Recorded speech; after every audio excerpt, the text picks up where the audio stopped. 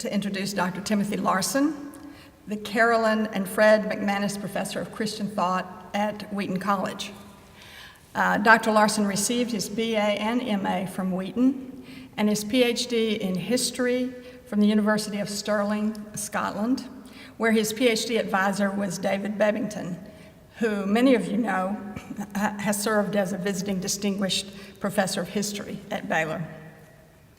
Dr. Larsen is a fellow of the Royal Historical Society and has been a visiting fellow at All Souls College, Oxford, and Trinity College, Cambridge.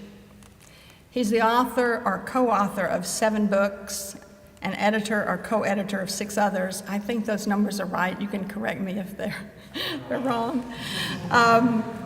His work is in the areas of British historical theology and the relationship between Christian thought and intellectual currents and controversies, particularly in Victorian England, which of course was rife with religious conflict.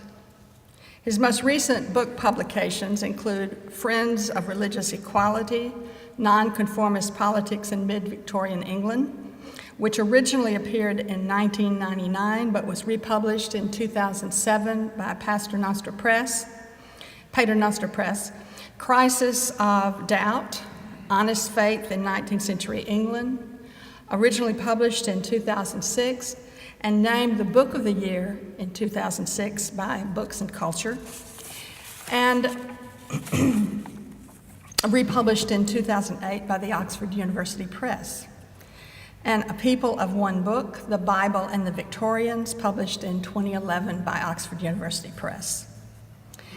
In addition to his intellectual pursuits, I've recently learned that he loves to run the prayer path at Wheaton, to cook, to watch movies, to attend plays, that a book he recommends is Jonathan Rose's The Intellectual Life of the British Working Class, that his wife, Jane Larson, is British and a medical doctor, that he has 3 children, Lucia, Theo, and Amelia, that he has a sense of humor.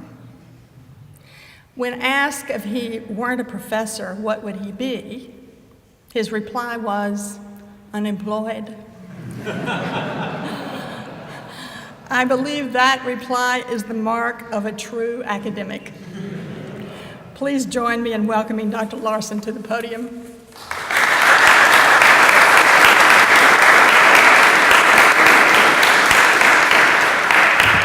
Thank you. My theme for this lecture is intellectuals who were religious skeptics, but who then became convinced of the truth of Christianity, and how this pattern unsettles some set assumptions in both historical and literary studies. My focus is on leaders of organized atheism or free thought in 19th century England. So I'm going to mainly read my paper to you, but I will look up occasionally to demonstrate my social skills. And it's overwhelmingly based on my book, Crisis of Doubt. So if you have made a careful reading of that book, you might want to multitask a bit during this lecture.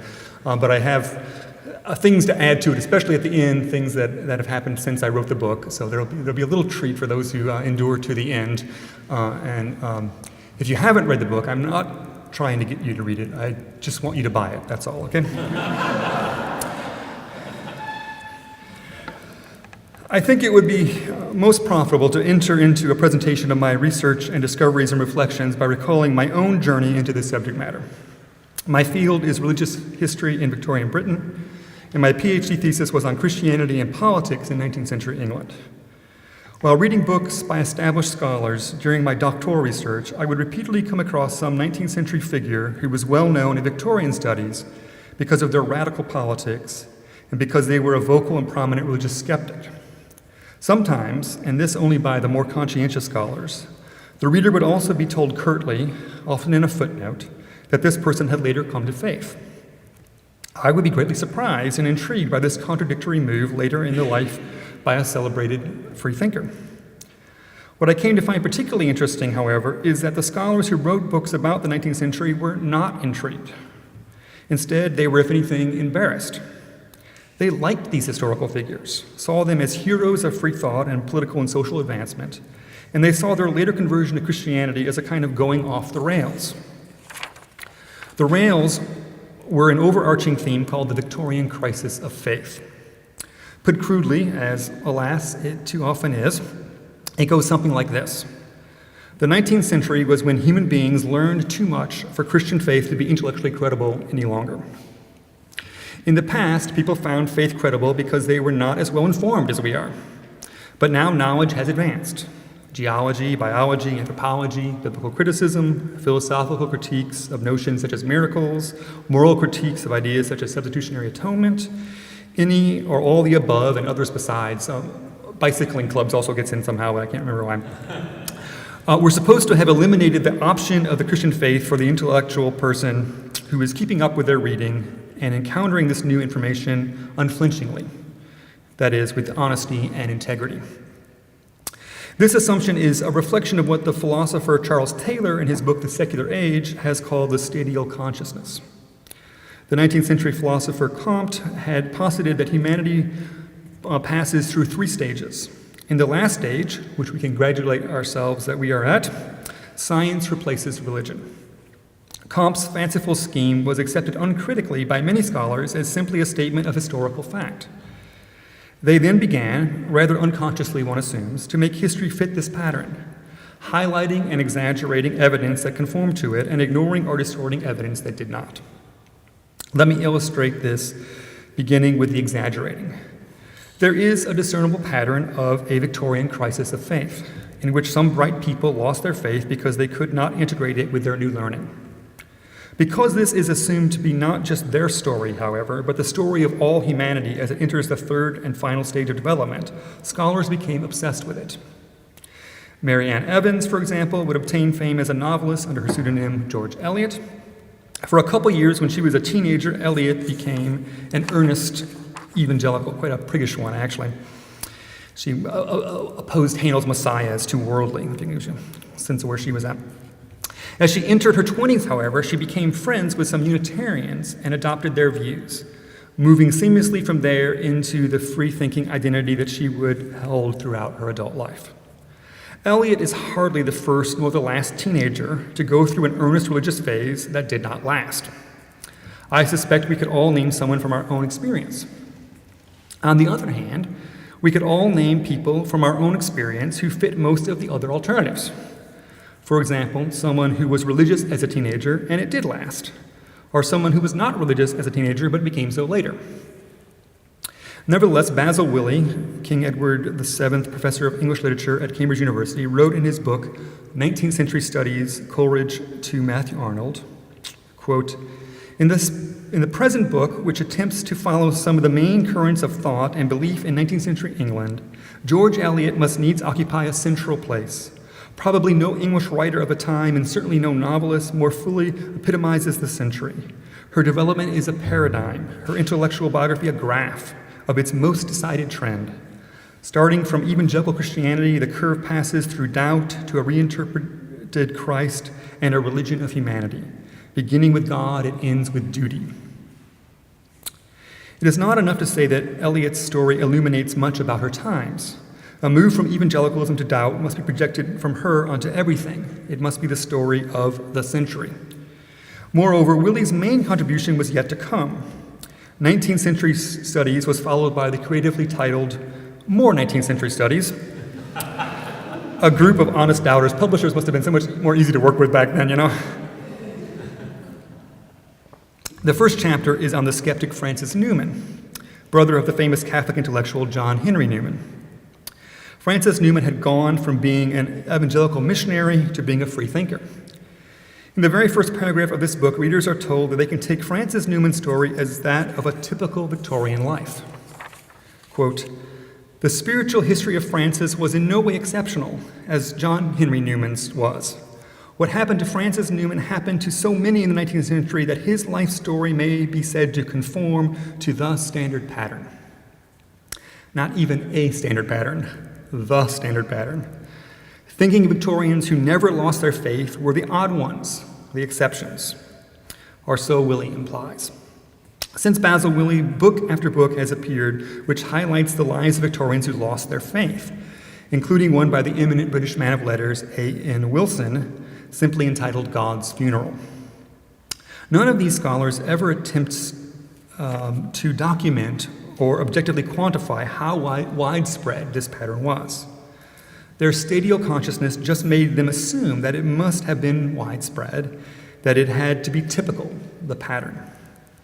By a relentless focus on the stories of the Victorians who experienced a loss of faith, these figures have often come to be viewed as merely famous examples of a rite of passage generally experienced by Victorians.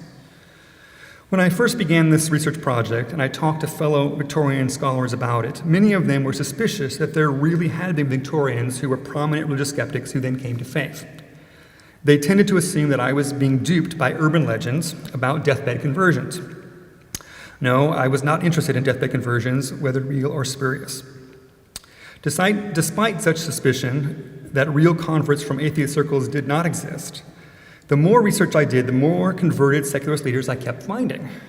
And actually, they keep showing up after my book has come out. People send me other sources. Atheists or free-thinking leaders coming to faith turns out to be a very widespread pattern. It is not an exaggeration to say that it was common for a secularist leader, after years of arguing that Christianity was not intellectually credible, to come to faith and then to spend years giving well-reasoned defenses of Christian thought. On the other hand, there does not appear to be a single example of a Victorian Christian leader losing their faith. Yet that is supposed to be the main pattern of the period. There is no bishop, no leading evangelical preacher, no noted theologian who lost their faith. Instead, the loss of faith figures are people like George Eliot, who lost her adolescent faith by the time she was 22, or Leslie Stephen, who only became ordained because it was required for most Oxford posts, and who never made any kind of mark as a clergyman or Christian thinker. By contrast, many of the most prominent leaders of organized atheism or free thought converted to Christianity. These were the very people who knew best all the issues of tension between the old faith and the new learning. They had lectured and written for years on the challenges of geology, of Darwinism, of biblical criticism, of philosophical and moral critiques, but in the end, they found Christian thought more intellectually compelling than religious skepticism, and were willing and able to explain how and why in public. They were often top leaders in the secularist movement, some of them once standing among the leading half dozen or so of national leaders of organized free thought. I could sketch life after life that fits this pattern, but to humanize this presentation a bit more, I would like to spend a fair amount of time telling the story of just one such figure, Thomas Cooper. In 1843, Thomas Cooper was sentenced to 2 years imprisonment for seditious conspiracy. He spent this time in Stafford jail, where he was not a model prisoner. On the 17th of May, 1843, Cooper managed to scribble an illicit note and have it delivered to a friend on the outside. "They are murdering me. Potatoes, rotten ones too, and blue bread to live on. No books, no writing. My poor wife, I fear, is dead, for they will not tell me a syllable. For God's sake, alarm, alarm. This is a stolen letter. They will not let me petition." It is characteristic of Cooper to include, along with a starvation diet and the feared death of his beloved wife, being deprived of books as evidence of cruel and inhumane treatment. He could not live by bread alone, even if it was not blue. The prison governor was no match for the political radical, and Cooper gained all the privileges he most prized: a better diet. The authorities even acquiesced in Cooper's judgment that coffee was essential to his good health. Freedom to write letters, especially to his wife, who recovered, books to read, and the right to compose his own book-length manuscripts. Cooper's prison reading was solid and voluminous. He reread Gibbon's Decline and Fall of the Roman Empire. He read Virgil in Latin. He read Shakespeare, Milton, and Shelley. He became obsessed with studying the Hebrew language and composed a teach-yourself Hebrew primer for possible publication, Hebrew for the Millions, or The Way to Acquire a Language Without a Master. It turned out, however, that the millions did not want to learn Hebrew, so that never got published. His main project, however, was an epic poem in Spenserian stanzas with the arresting title, The Purgatory of Suicides. It was 346 pages of classical allusions in the service of radical politics. Cooper's prison rhyme was praised by a range of men of letters, not least Thomas Carlyle and Charles Dickens. Although primarily social commentary, the poem also reflected Cooper's religious skepticism. Cooper was raised in poverty by his single-parent mother. Local lore had that he was already reading at the age of 3. Cooper's celebrated autobiography is heavily laced with the bibliography of his mental development. The titles of books tumble out in his narrative. At the age of 13, he was enthralled by Byron. Cooper's struggles with faith and doubt, perhaps like many people's, were a mixture of intellectual considerations with numerous other influences, including emotional factors, his varying relationship to organized Christianity and organized free thought, and with various Christian and skeptical leaders, and his social and political experiences and beliefs. At the age of 14, he experienced an intense evangelical conversion through the missionary efforts of primitive Methodists. This revivalist sect, however, greeted his reading habits with disapprobation, a censor he in turn would not abide. My mind rebelled completely now. He ended up joining the Wesleyans instead. He embarked upon his first vocation by becoming an apprentice as a shoemaker. His obsessive studying habits on the margins of his days led to a breakdown when he was 22 years old. The following year, he decided to integrate his love of learning more into his quest for an income by becoming a schoolmaster. Meanwhile, Cooper also became a Wesleyan lay preacher. His ministry was popular and electric. Cooper was too clever, too brash, too confrontational, and too popular for a carefree life. He organized opposition to their mediocre Methodist superintendent, who in turn used his influence to keep Cooper down, leading Cooper to withdraw altogether from Wesleyanism in bitterness. Cooper also changed vocations once again, this time moving into journalism. In the industrialized town of Leicester, Cooper encountered widespread, desperate poverty. This experience would add fuel to both his political radicalism and his religious skepticism. Cooper emerged as a fiery leader of radical working-class politics. He gave some political speeches to a group of strikers that were so inspiring, the men rioted, burning down the homes of several of their perceived enemies, including the parsonage. These are the events that led to Cooper's time in prison. Cooper's religious skepticism deepened while he was in prison. Once freed, he found in organized free thought a new movement in which to center his identity and invest his talents. He became a skeptical lecturer, a career he pursued with tremendous success. Cooper was a favorite speaker at all the main popular free-thinking halls in London. Even his detractors conceded that he was the most popular skeptical lecturer in the metropolis. Cooper made a thorough study of the most controversial work of biblical criticism then emanating from Germany, Leben Jesu, which Dr. Jenkins talked about a bit in his lecture, a book by D.F. Strauss that George Eliot translated into English as The Life of Jesus Critically Examined. Strauss's book sent shockwaves through Christian Britain, and this work became the dominant intellectual influence that shaped the contours of Cooper's unbelief. He thundered to his audience, "Excuse me one moment when I say to you that I wonder how any man can hold by orthodoxy when he has once dared to think for himself." Cooper's free-thinking orations ranged over many subjects.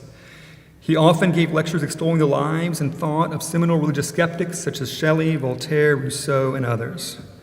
And so life went on for Thomas Cooper for some years. Having been liberated from the seemingly insoluble intellectual difficulties of Orthodox Christianity, after spending years as a leading thinker in organized free thought, Cooper slowly began to develop a growing conviction that a skeptical outlook had limitations and apparent intellectual impasses and contradictions of its own. Cooper's own recollections as a convert highlight the basis of morality as the crucial intellectual problem he found could not be solved to his satisfaction from a secularist point of view. On the 13th of January, 1856, Cooper was scheduled to lecture on Sweden and the Swedes at the Hall of Science, London. Instead, he dramatically declared his belief in the existence of the divine moral governor and the fact that we should have to give up an account to him and receive his sentence in a future state. Cooper's affirmations on this mid-January Sunday evening fell far short of Orthodox Christianity and well within the bounds of what many leading freethinkers had also believed, not least Thomas Paine. Perhaps the real intellectual problem here was that the old deism had come to seem more and more untenable to most everyone, especially in the light of Bishop Butler's critique Analogy of Religion, 1736. It seemed to many as if one now needed to believe either less or more than Paine had done. Cooper therefore set out to see if it might be possible for him to believe more, all that he knew of modern critical thought notwithstanding. It was a slow and perplexing process, fraught with confusion and uncertainty. It is rare to catch a glimpse of a public figure's mind when it is truly in transition. It is a great gift, therefore, that a series of letters from Cooper to the clergyman and novelist Charles Kingsley have survived, in which Cooper was precisely at the point in which his old skeptical thought had become to seem bankrupt, but Orthodox Christianity had not yet come to seem intellectually credible. Here is a poignant letter. I read the New Testament and will read it, but how often it looks like a bundle of fables. Shall I ever come to read it with a feeling of the solid reality of what I read? Can you tell me what to do, anything that will help me to Christ? Him I want.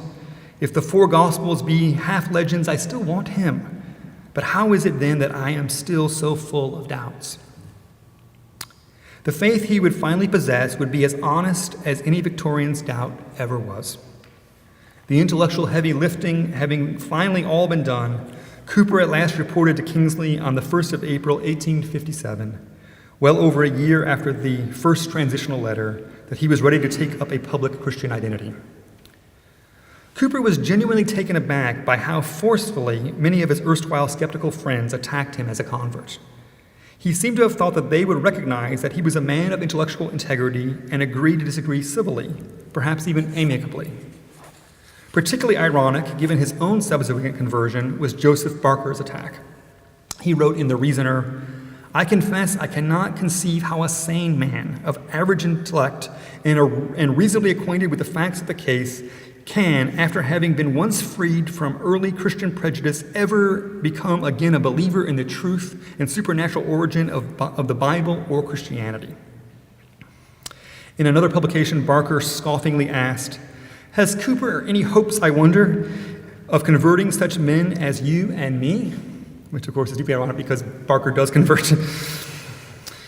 Worse abuse by far, however, was heaped on Cooper by the militantly skeptical journal The London Investigator, which ended one article, to conclude, we believe that Thomas Cooper is in a great measure insane. Cooper would spend the rest of his life working as, to use his own self-description, a lecturer in defense of Christianity. He toured the country indomitably well into his late 70s and beyond. He also wrote numerous books. The first of these was The Bridge of History Over the Gulf of Time, 1871. This volume had as its main task refuting Strauss, and it was his most original contribution to Christian apologetics. Cooper's summary of the gist of Strauss's argument that Christianity exists as a world force today because a weak, fanatical woman first imagined she saw Jesus in the garden where his sepulcher was, did actually put a finger on Strauss's unmistakable sexism, a feature that more highbrow critics somehow overlooked. Cooper had always expressed his admiration for the moral beauty of Jesus. He eventually came to see this as an apologetic point in its own right, and one that answered Strauss. He came to the conviction that the portrait of Jesus given in the four Gospels was too good not to be true. Gradually, the strong conviction grew within me that the perfectly holy and spotless character of Christ itself was a miracle and the greatest of all miracles. Cooper's crisis of doubt was real. Like many other reconverts, he became convinced that the skeptical method he had been using was too fine a filter. What made it through it was not sufficient to live on. He came to believe that he knew more than he could prove by the Procrustean standards of Enlightenment rationalism.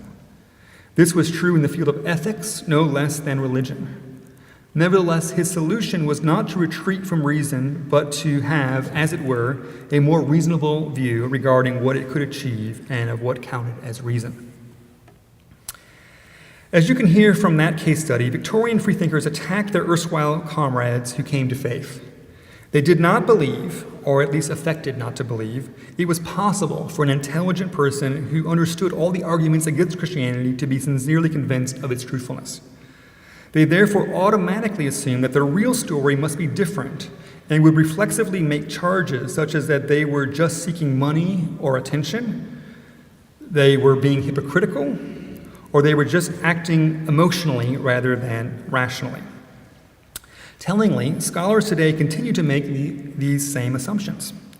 If someone loses their faith, they explain this as an intellectual decision, while if they gain faith, they dismiss it as motivated by some non-intellectual factor. This assumption is so ingrained that the evidence is sometimes falsified, presumably unconsciously, to conform to this pattern. For example, in her monograph, Word Crimes, Blasphemy, Culture, and Literature in 19th century England, Josh Marsh, who is an associate professor of English at Indiana University, revels in the transgressing of boundaries that is blasphemy. A prime Victorian example of this is Thomas Patterson, who was one of the few people actually to go to jail for this word crime. Alas for Marsh, Patterson later came to faith. Her solution to this unfortunate development is to explain it away as jailbird religion. Courage dwindled as prison treatment worsened. 15 months solitary confinement in harsh Perth Penitentiary turned loudmouth Patterson into a hysterical Christian convert. This is a complete fantasy generated by the necessity of maintaining the Victorian crisis of faith pattern. In fact, Patterson emerged from prison not only unbowed, but defiant. A great free-thinking banquet was held for him. He went on courageously writing and lecturing against religion. It was only 3 years later that he converted to Christianity. Even after his conversion, the preeminent leader of the secularists, George Holyoake, testified, "No danger and no imprisonment intimidated Patterson." In other words, Marsh needed to imagine that Patterson had been intimidated by prison in order to have to not face the more frightening possibility that he might simply have been intellectually convinced of the truth of Christianity. I could give numerous other examples of scholars distorting people's stories in this way. I would like now to present the common factors I found in stories of freethinkers coming to faith. First, there was a growing frustration with skepticism as merely negative and destructive. Converts came to believe that it was easier to tear down than to build up. Yet secularism could only accomplish the former. Not being able to build, it left humanity with no place to live. Secularism did not offer an alternative worldview. It did not equip one with a philosophy with which to face life. Second, reconverts came to believe that secularism offered no basis for morality or for making ethical choices. Sometimes this was triggered by a specific event, such as the secularist leader leaving his wife or seemingly advocating promiscuous behavior in a publication.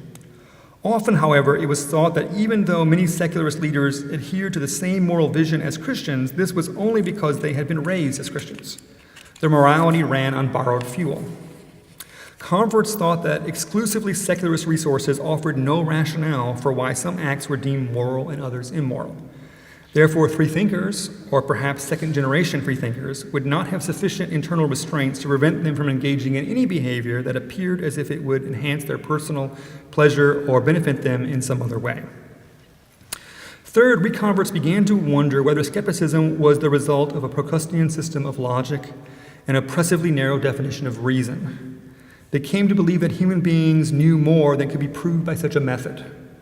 Humanity had other resources of knowledge identified with terms such as the heart, instincts, intuition, feeling, and entire or inner consciousness. Fourth, reconverts often cited their reappraisal of the Bible. Fifth, the reconverts were often figures who were haunted by Jesus of Nazareth.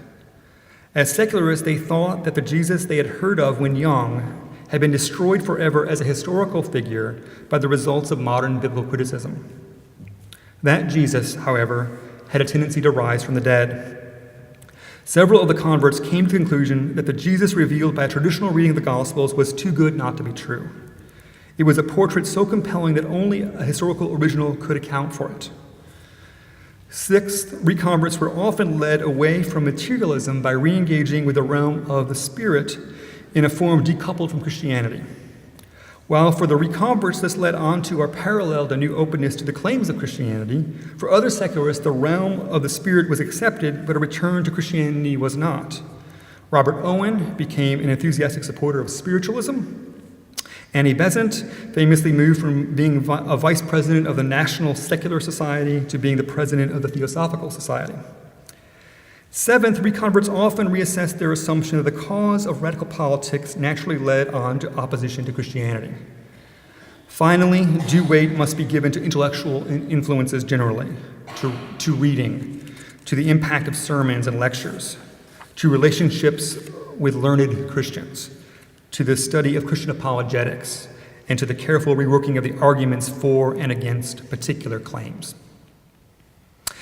As I have said, scholars have resisted recognizing the pattern I am presenting. A.N. Wilson, in his God's Funeral, denounced as dishonest seemingly every leading Victorian intellectual who maintained a commitment to Orthodox Christianity.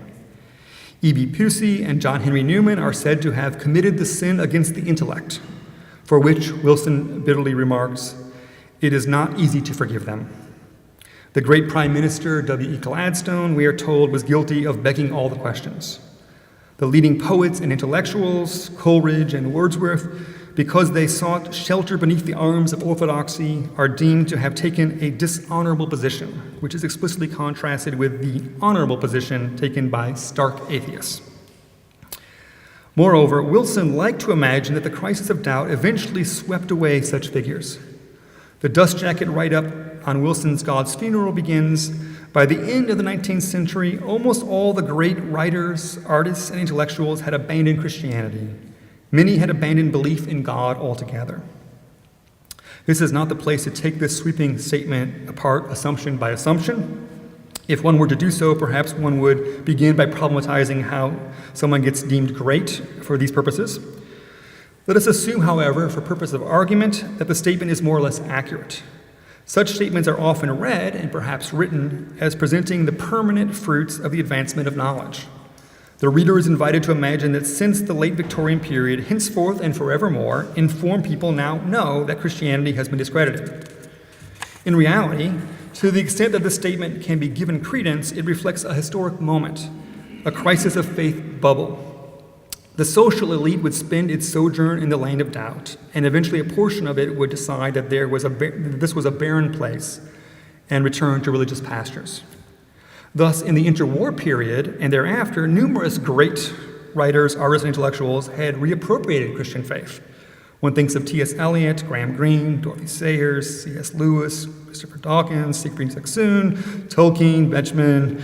I have a long list here. I'm going to stop now. You get the idea. Auden, Waugh.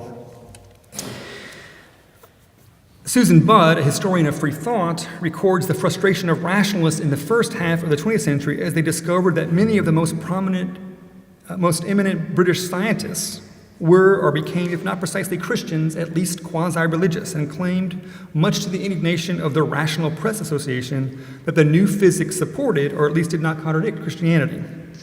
She also refers in passing to the phenomena of prominent agnostic intellectuals of the post-war period who returned to religion.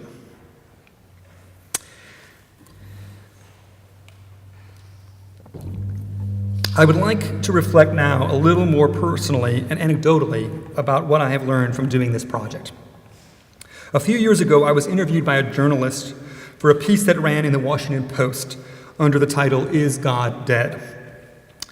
The journalist's angle was that the visibility and activity of the new atheist movement demonstrated that atheism was on the rise in America. I responded by saying that organized atheism was parasitic upon faith, and therefore his story was probably upside down. What was actually happening was a spiritual upsurge. As a technical point, I think this is difficult to deny. If everyone in the world was a Christian, there would still be organized Christianity. But if everyone in the world was an atheist, there would not be organized atheism. If atheists are organizing, it is therefore a sign that religion is persuasive. There are not best-selling books attacking flat earthers because there are not enough flat earthers to make organizing against them seem worthwhile. There are best-selling books attacking faith, however, precisely because the claims of faith are intellectually compelling for many people. My comments were summarized, but the offensive word parasite got in. This earned me hate mail. In an inversion of stereotypes, I found I literally could not get my atheist correspondents to reason with me. The most polite and rational reply would elicit only an escalation of abusive language. One correspondent who was listed as a leading office holder of what is apparently a major American atheist organization angrily insisted that newspapers should not be allowed to interview theologians. I teach in the theology department at Wheaton, so. As theology is bogus, he asserted, quoting it would inevitably dupe people. It was as if he believed in magic and imagined that religious words cast spells. One sentence from me in the Washington Post, could magically turn people into Christians. What my research has taught me, however, is that it is a thin line between love and hate.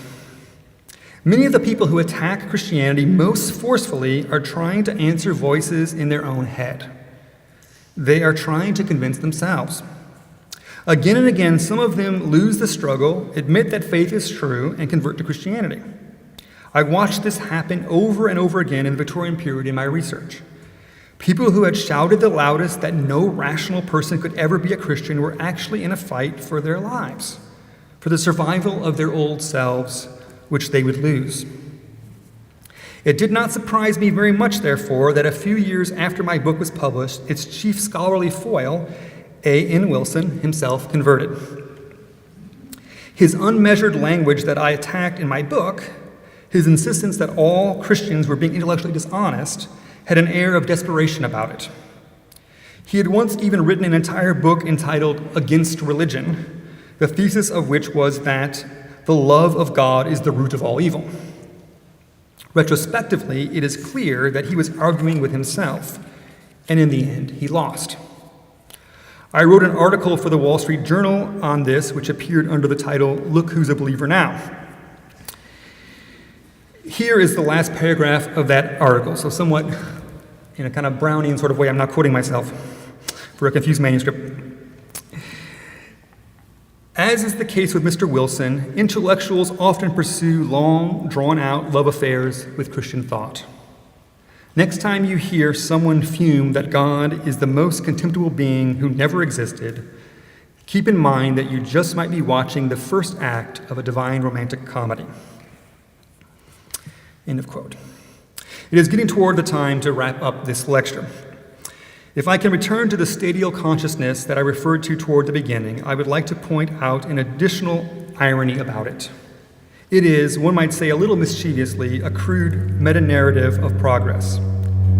The very same scholars who reject all other historical schemes of progress as old-fashioned and naive adopt one uncritically when it comes to issues of faith. Part of the goal of my research was to let breathe other patterns and stories that do not fit this meta-narrative. To return, however, to the more personal level, I would like to underline one feature of the life stories I studied. My figures were typically unusually intelligent and clever. Part of their transition to adulthood was realizing that they might be cleverer than the authority figures in their lives, than their parents, pastors, and political leaders. What they did not realize was that it is much easier to pick holes in someone else's beliefs or positions than it is to create an unassailable alternative. They spent years of their lives attacking Christian thought, but slowly began to see the force of needing to build up rather than tear down. If Christianity is not true, what then is your basis for morality? What warrant do you have for your ethical judgments? What is your understanding of the meaning of life, and how can you prove that it is true? And so on. This process led to a reassessment of Christian thought, an old resource that they had thought was discredited but turned out to be ever vital. There is much more that could be said on this theme, but for now I would like to end with a quotation from T.S. Eliot. "We shall not cease from exploration, and the end of all our exploring will be to arrive where we started and know the place for the first time." Thank you.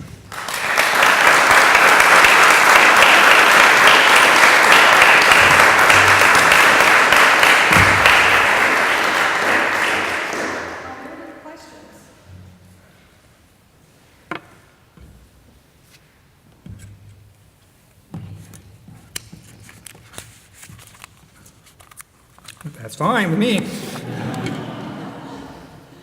you so much. Sure.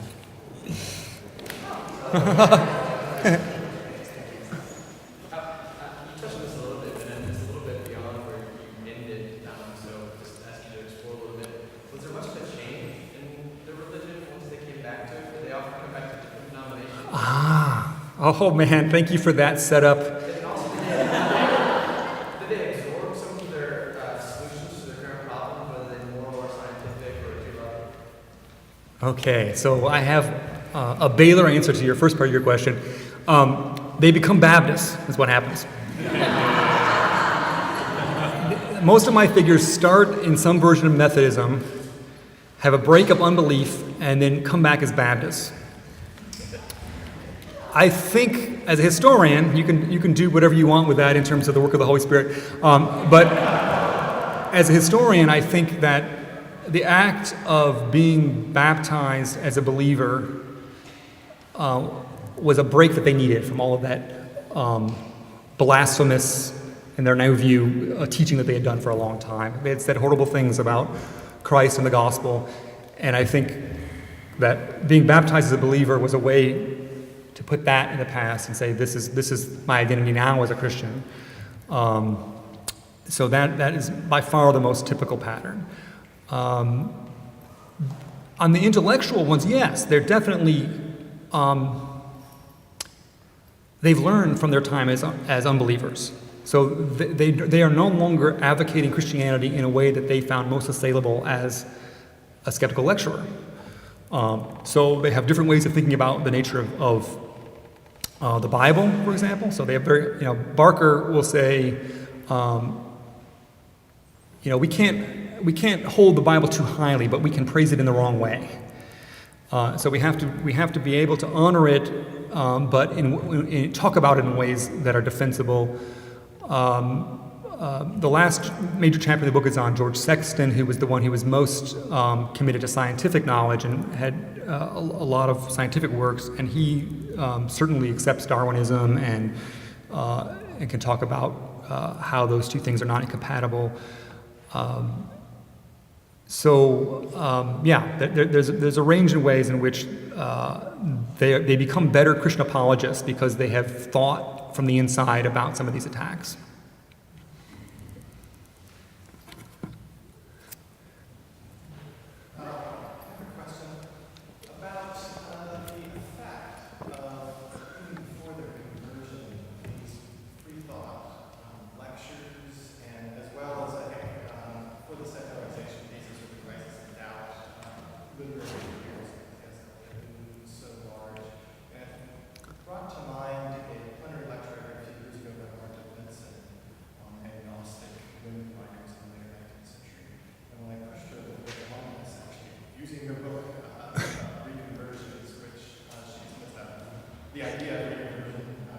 Response nonetheless was, well, this shows that these writers had tens of thousands of readers, and therefore, regardless of their individual lives, we can see this process where readers read those somehow sorting these ideas, and that even if they themselves didn't lose their faith, that was sowing doubts, creating competing discourses.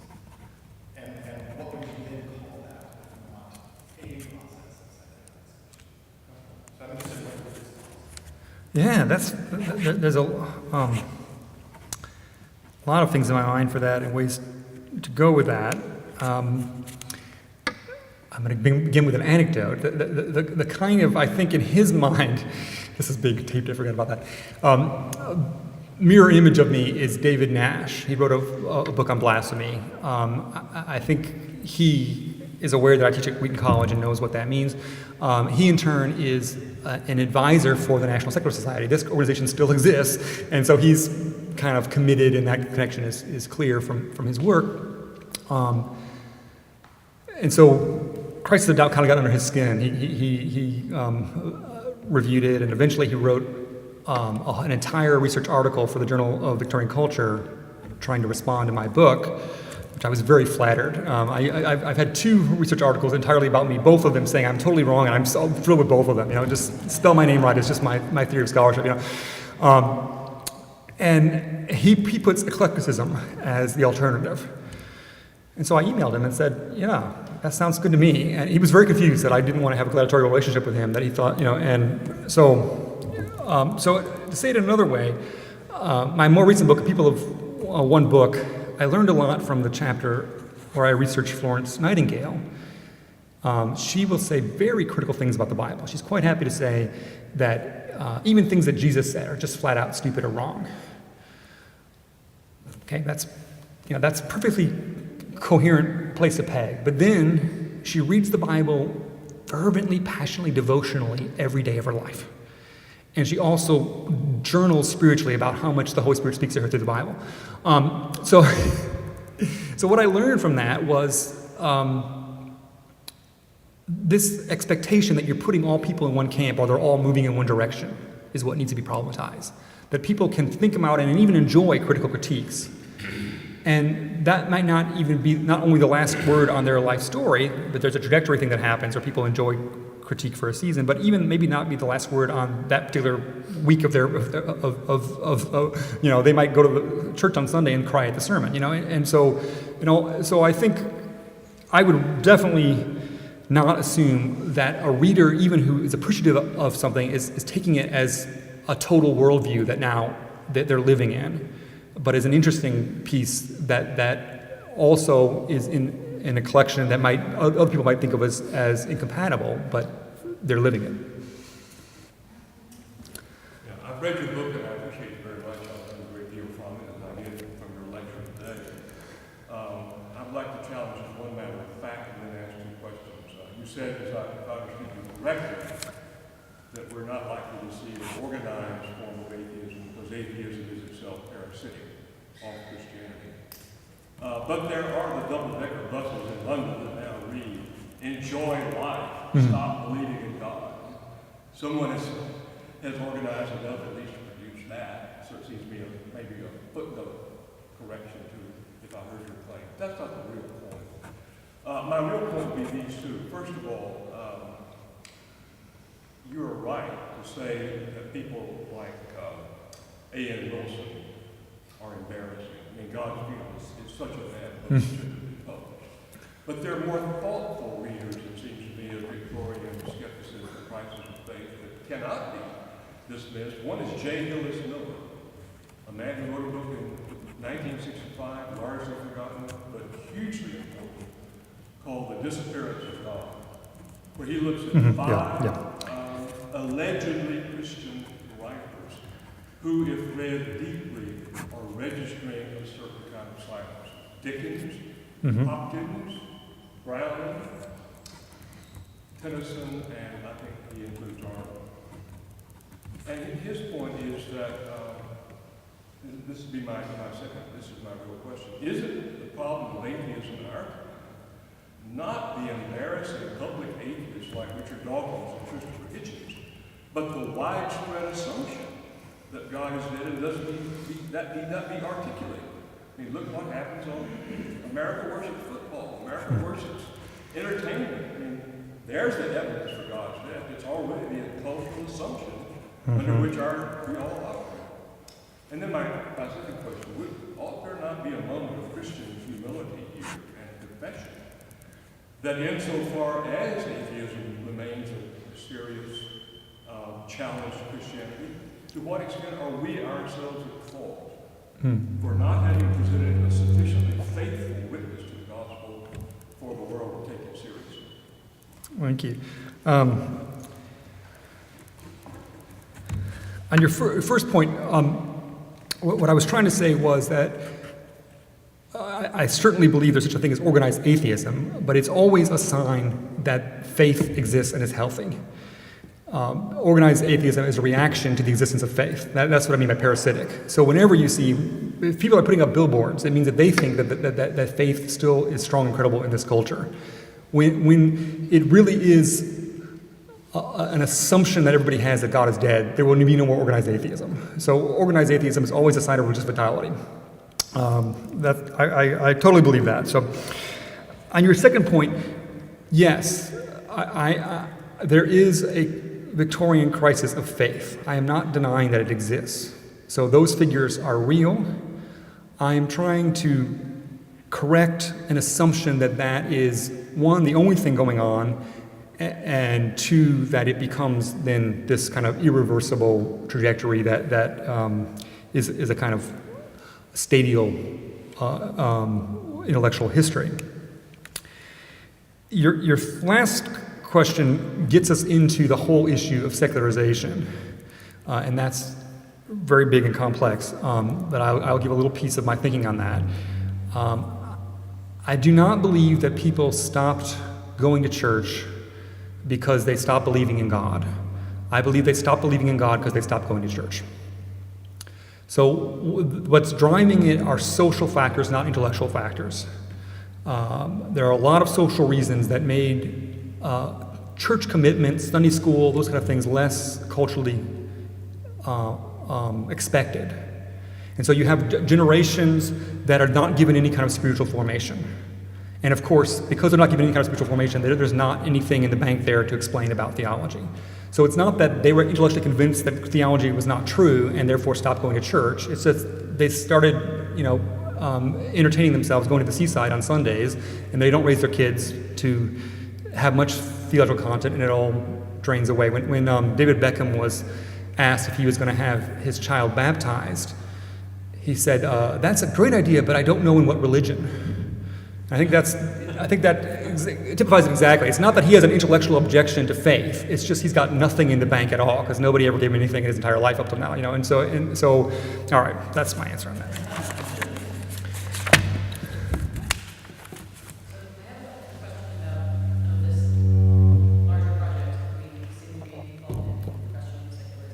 Mm-hmm.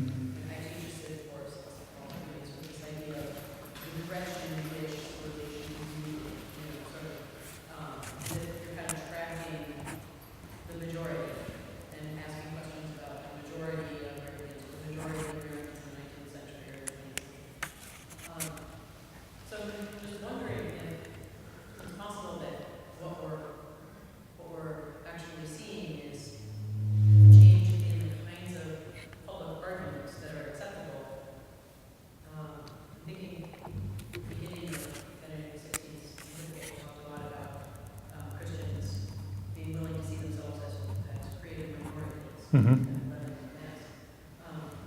But whether an argument from the majority is so necessary in the public sphere that it's also necessary to engage in that intellectual project because of questioning the secularization narrative of the civic course, because we've lost the ability to make other kinds of arguments, metaphysical arguments about the nature of the cosmos, or moral arguments about the nature of man, so that perhaps at a kind of meta level, right, in terms of intellectual history, we're looking at a kind of change in what arguments are acceptable in public history. Yeah, I like that. I'm going to add it, so I'm not going to riff on that directly, but I want to talk about it on another level. What also changes is that, so my own view is the kind of decline of Christendom model of what's changing. And part of what that means is a formal Christian identity, church membership, is no longer necessary to thrive in society. I think that comes about because Baptists believe in separation of church and state. So I think it comes about for theological reasons. Death of Christendom is a theological movement. But what it opens up is a space where you can have a professional life and be in a public atheist or agnostic. That is not there in 1800. It's thriving in 1900. So something big does change in the century. And in the end, you can be an Oxford professor and not sign the 39 Articles, for example, where you have a huge incentive to give lip service to Christianity in 1820 because you want to be a scholar and this is the only way you're going to do it. Or maybe even, one of the best professions is being a minister. And so, you're opening up a space where conversations that were done covertly, hypocritically, with one's friends in private now become public conversations because I can say these things out loud and I won't lose my job and I can still pursue my career. Also, evangelicalism taught people that what you believe in your heart is what is most important. And so they're all raised as good evangelicals. And so when they have doubts, they have to say them out loud, because that's the, you can't, in the 18th century, you could just kind of play the double game, and that was fine. That was actually kind of a gentlemanly thing to do, that you not in front of the servants, Where 19th century, they're so evangelical that if you don't believe it in your heart, then you've got to be able to be honest about that. And so that's part of what's changing. Thank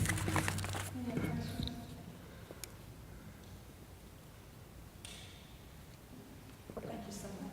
Thank you.